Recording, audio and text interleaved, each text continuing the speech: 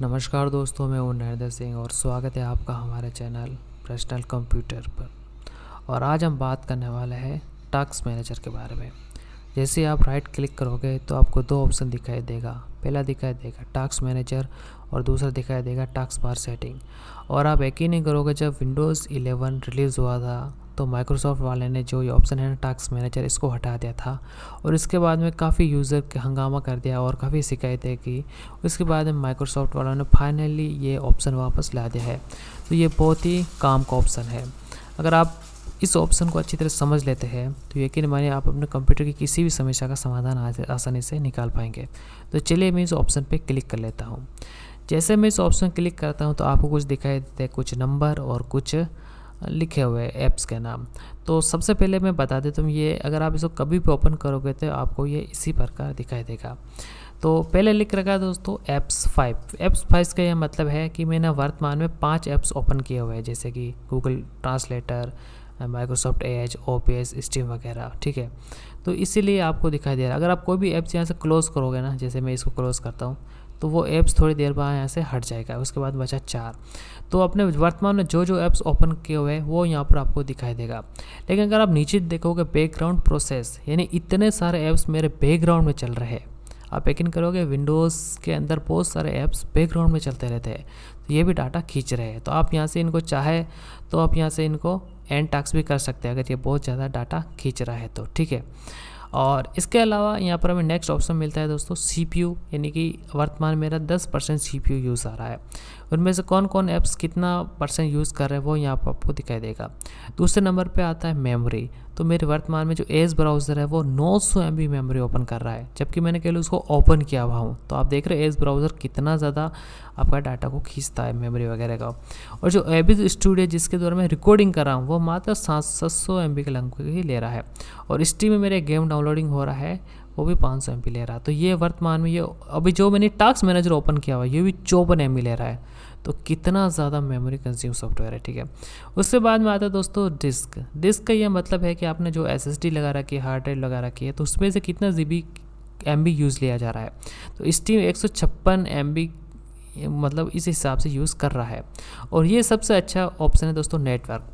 अगर आप कभी कभी देखते हैं कि आप कंप्यूटर में कुछ भी नहीं कर रहे हैं तो भी आपका जो इंटरनेट का डाटा है वो ख़त्म हो जाता है, अगर आपने मोबाइल हॉटस्पॉट से कनेक्ट किया हुआ है। तो ये सबसे बेस्ट माध्यम है। आप समझ सकते हैं कि कौन सा सोर्स है जो बैकग्राउंड में डाटा खींच रहा है। जैसे कि अभी सब 0 आ रहे हैं, कभी कभी एज थोड़ा थोड़ा खींच रहा है। तो यहाँ से आप पता लगा सकते हैं कौन सा आपका ऐप्स है वो डाटा खींच रहा है बैकग्राउंड में। जैसे एक ये ले रहा है एक्सबॉक्स गेम बार, तो आप उसको चाहे तो यहाँ से एंड टास्क कर सकते हैं। ठीक है, और या फिर ये आप कर सकते हैं। और अगर आप इसमें से कोई भी किसी को हटाना चाहते हैं तो आप इसको एंड कर सकते हैं, आपकी इच्छा हो तो। या फिर इसको प्रोडक्ट में जाकर उसके बारे में पता लगा सकते हैं ये कौन सा सॉफ्टवेयर वगैरह है, आप उसके बारे में यहाँ से पता लगा सकते हैं। अगर कुछ ज़्यादा ही डाटा खींच रहा है तो आप एफिशिएंसी मोड के अंदर भी उसको डाल सकते हैं, जिससे वो कम डाटा खींचेगा। तो यहाँ पर आपके लिए कुछ ऑप्शन भी दिए गए हैं। अब बात करते हैं दोस्तों नंबर 2, वो है परफॉर्मेंस बार। इसके अंदर आपके कंप्यूटर के अंदर जो भी हार्डवेयर लगा हुआ होता है ना, उसकी सभी इंफॉर्मेशन आपको मिल जाती है। जैसे कि आपको CPU है तो सबसे पहले CPU का नाम वगैरह आ जाएगा। AMD Ryzen 5 5600X 6 कोर वाला है। और ये इसका यूजेस बता रहा है, यहाँ पर स्पीड बता रहा है, यहाँ पर टाइम यानी कि इतने बजे ये चल रहा है टाइम अप, पर ये मुझे ढंग से नहीं लगता। ठीक है, ये कैचे 1, कैचे 2, कैचे 3 वगैरह यहाँ पर आपको मिल जाएगी। उसके बाद में मेमोरी, आपके कंप्यूटर में कितने GB मेमोरी, 16 GB है। वर्तमान में कितने UP यूज़ आ रही है, तो वर्तमान में यूज़ आ रही है दोस्तों 5.7 GB। तो काफ़ी कंज्यूमिंग है विंडोज़ 11 भी। तो ठीक है, और यहाँ पर इसकी आपको इंफॉर्मेशन मिल जाएगी। ये कितना स्पीड कितनी इसकी, तो ये 3200 हर्ट्ज़ पे चल रही है। और ये कितने स्लॉट है, तो 2 स्लॉट वाली लगा रखी है। ठीक है, इस प्रकार आप देख सकते हैं। तीसरे नंबर पे आपको मिलता है डेस्क बोले तो आपने जो ऑपरेटिंग सिस्टम है वो किस में इंस्टॉल किया हुआ है। तो ये किंगस्टन की SSD है, SATA SSD, और इसकी स्पीड वगैरह आपको बता रहा है। और आप अदर डिस्क है जैसे, तो वो आपको बता देगा। जैसे मेरे कंप्यूटर 3 है तो तीनों यहाँ बता रहा, तीनों यूज़ नहीं आ रही, 4 है वैसे तो। और यहाँ पर ईथरनेट, ये बहुत अच्छा है। वाईफाई होगा तो यहाँ वाईफाई लिखा हुआ आएगा, और ईथरनेट तो यहाँ पर ईथरनेट लिखा हुआ आएगा। तो यहाँ पर अभी जो स्पीड वो 0 आ रही है। यहाँ पर आप स्पीड चेक कर सकते हैं कि आपकी स्पीड वगैरह कितनी यहाँ पर आ रही है। तो यहाँ पर इसकी आपको इन्फॉर्मेशन मिल जाएगी। और ये है दोस्तों आपका ग्राफिक कार्ड GPU, यानी 3D कितना है, कॉपी कितना है, यहाँ सभी इंफॉर्मेशन आपको दिख जाएगी। और ये इसका जो टेम्परेचर वो है 34 डिग्री टेम्परेचर आ रहा है। तो यहाँ से आपको इसके बारे में पता चल जाएगा। और हम नेक्स्ट देखें तो यहाँ पर आपको जो ऐप्स है उसकी हिस्ट्री वगैरह बताएगा। अगर आप हिस्ट्री वगैरह देखना चाहते हैं तो यहाँ से देख सकते हैं।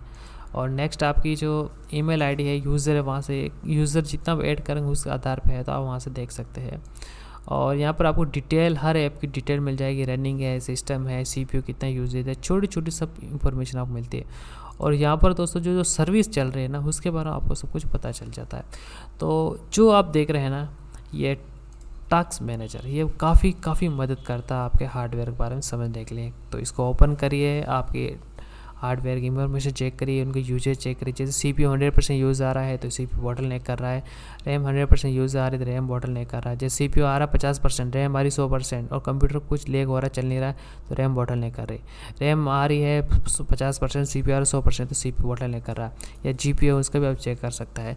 तो यहाँ से आपको काफ़ी अच्छी इंफॉर्मेशन मिल जाती है आपके हार्डवेयर को समझने के बारे में। अगर आपको ये वीडियो पसंद आई तो लाइक करिए, कमेंट समझिए, ऐसी वीडियो चाहिए तो चैनल सब्सक्राइब करने के साथ बेल आइकन दबाइए। Thank you.